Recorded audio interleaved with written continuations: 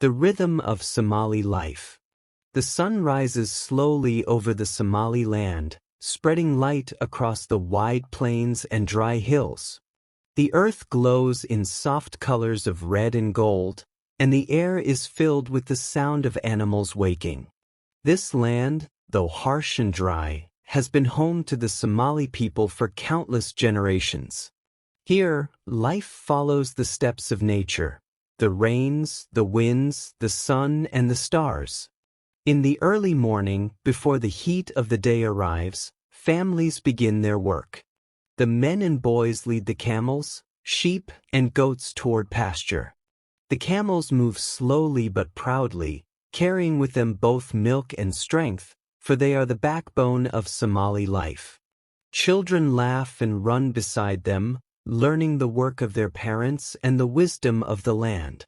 The women prepare the camp, lighting small fires and baking bread.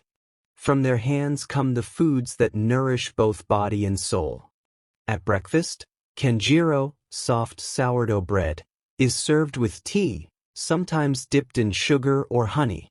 A hot cup of shah, Somali spiced tea, fills the air with the aroma of cardamom and cinnamon. Alongside it may be mufo, a thick flatbread cooked on a clay pan, or malawaks, a sweet pancake loved by children. At midday, there is often barius iskukaris, rice cooked with meat, onions, and fragrant spices, sometimes brightened with raisins.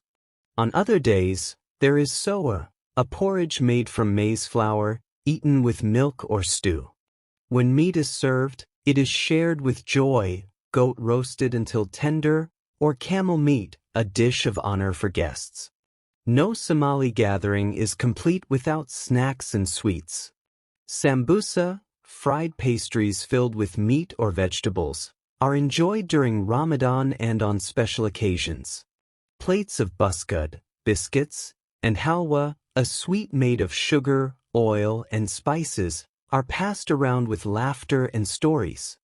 And always the cup of shah is refilled, for tea is the heart of hospitality. Hospitality itself is a crown among Somalis. To feed a guest is not only kindness but duty.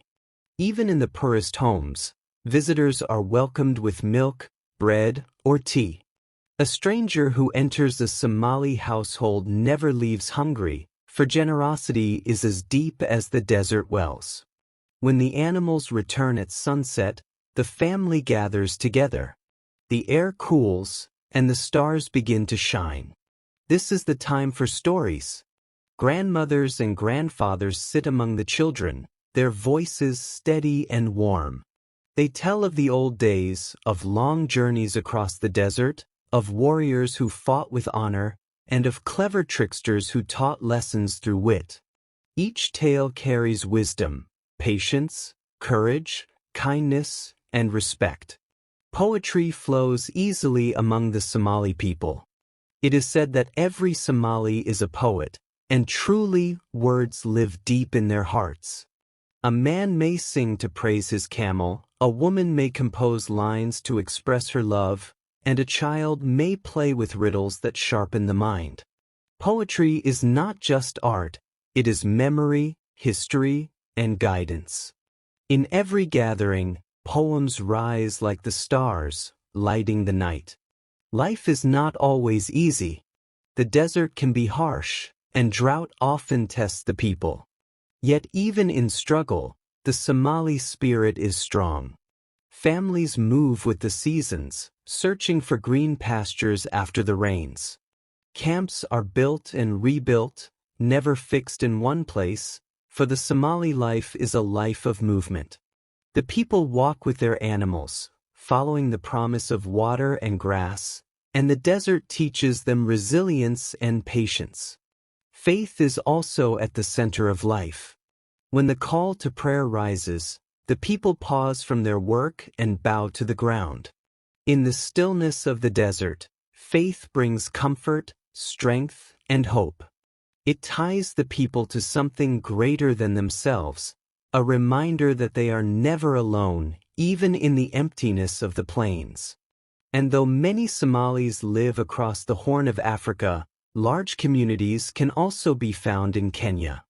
In Nairobi, the Somali spirit is alive in areas such as Eastleigh, often called Little Mogadishu. The streets there are filled with the aroma of sambusa frying in hot oil, the sweetness of halwa displayed in shops, and the sound of people greeting each other warmly in Somali and Swahili. Traders sell fabrics, spices, perfumes, and gold, keeping alive the spirit of Somali markets far from the desert plains. This is the rhythm of Somali life, waking with the sun, moving with the animals, sharing food with strangers, speaking with poetry, and resting beneath the stars. It is a life of simplicity, but also of richness, rich in tradition, rich in stories, and rich in wisdom. And so, the Somali lifestyle endures, passed down from parent to child, as steady as the steps of the camel, and as endless as the desert wind.